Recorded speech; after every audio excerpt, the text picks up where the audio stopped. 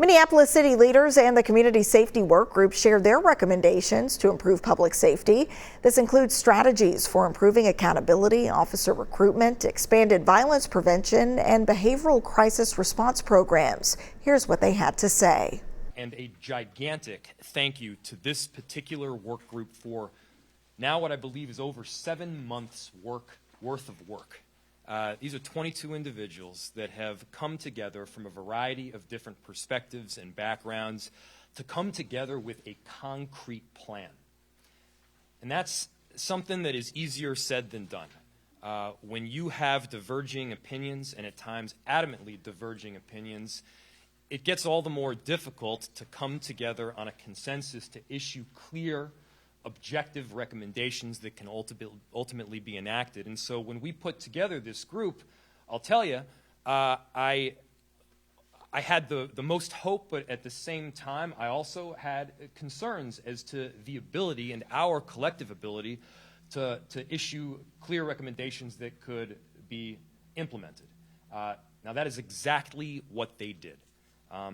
They put together a series of recommendations around policy form, recruiting strategies, safety beyond policing, government structure, and several more that can change the face of how public safety operates in our city. We know that for many years, and for some communities, decades, particularly the Black community, folks have been crying out for a change to our system of policing within the city of Minneapolis. They've borne the brunt of these issues, and their voices matter. In addition to hearing from the community, we also heard from a series of experts, both in and outside of the state of Minnesota, regarding best practices and the standards that we should hold ourselves to as the city of Minneapolis with regard to overhauling aspects of our system that are not effective and unfortunately causing harm. Now, in the midst of our work, we also had access to the report from the Minnesota Department of Human Rights that was released in April. There's also an ongoing DOJ investigation, and we're waiting to see what the Civil Rights Division has to say about the Minneapolis Police Department. Now, in terms of our work, after reviewing lots of documents, talking to various experts, talking to community members, we decided to hone in on police reform and police accountability, as well as trying to address the issues of violence within the city of Minneapolis that cause some of our most vulnerable community members to feel unsafe. So if you look at page 12 of our report, our first recommendation is focused on improving the oversight and coordination within the Minneapolis Police Department. And so one way for that to happen is for there to be a person who is responsible for oversight and coordination within MPD. We feel that there needs to be a person in a position that can be a liaison with the mayor, that can provide more direct oversight of what is happening within MPD, and that can ensure that the recommendations that are coming forward are being implemented, and that there is follow-through, that there is reporting to the public.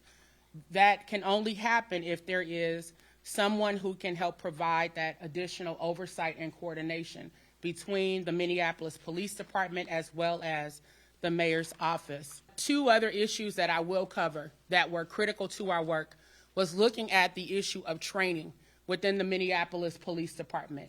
I know that some folks think that the training is sufficient.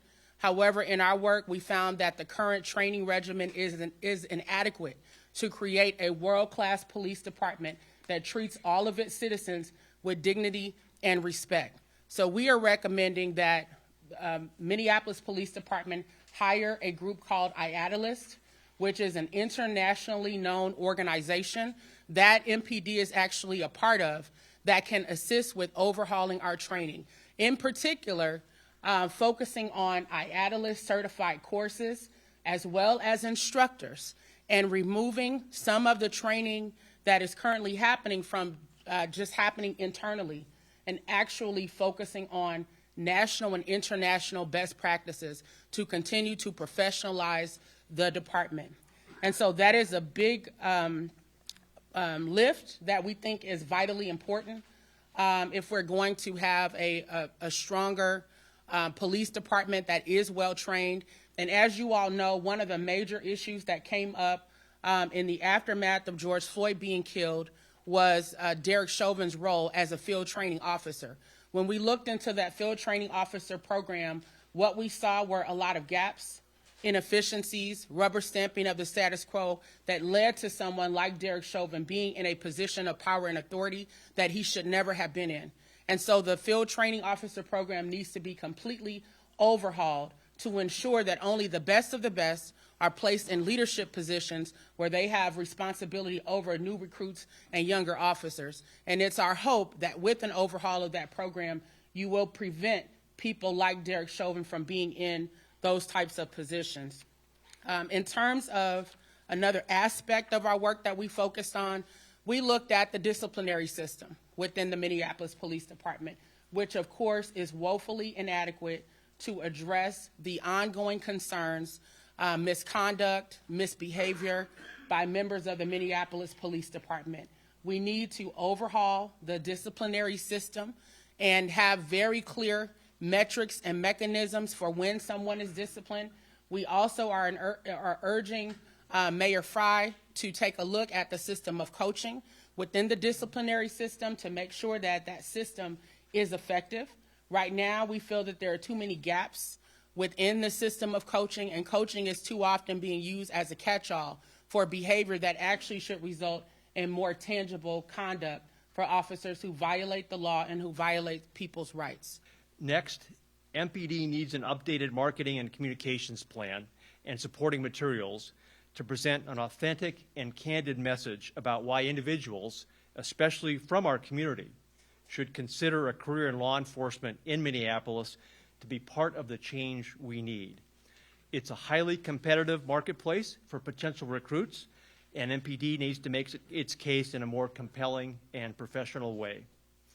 Finally, we are convinced there are many essential resources outside of City Hall, in the private sector, community organizations, local philanthropy, and elsewhere that can be catalyzed to help, as the report reads, in the transformation of MPD as a department committed to effective, just, and unbiased policing. We recommend organizing an advisory panel of external experts to help provide ongoing access to community resources, to maintain needed focus, and to serve as a sounding board and a source of support for this work.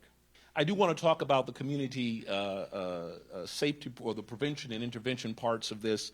And one of the things that we did as we talked to experts here in the city, and I'm so grateful to those experts in our city who really walked us through their prevention and intervention work, but we also talked to national leaders in this field. And one thing that we came out of here understanding is that if we wanted to make real progress in community safety, that is, protecting our citizens not only from state violence but community violence, that we could not cleave prevention and intervention from the larger public safety interest, meaning the police could not do all of this work by itself. It is not capable of doing all that work, and it needs to be a part of a coordinated, collaborating system. And so we wanted to make sure that the mayor has an opportunity to lift up the work of prevention and intervention on equal footing as a part of this strategy with the police. So we are going to recommend here expanding services and programs that limit unnecessary encounters with armed law enforcement. And we also want to increase investment in alternative responses to people and communities in crisis. And so we recommend that the city expand, build upon its current behavioral and mental health crisis response strategy. As a work group, you've heard that we had the opportunity to listen to many stakeholders, that we learned and heard from community that they had suggestions and a strong desire to see an improved response, police response to 911 calls, as well as the need for behavioral crisis response to be a high level on our recommendations. As part of our work, we had the opportunity to learn about Minneapolis's current behavioral crisis response, or BCR team, and that launched back in December of 2021.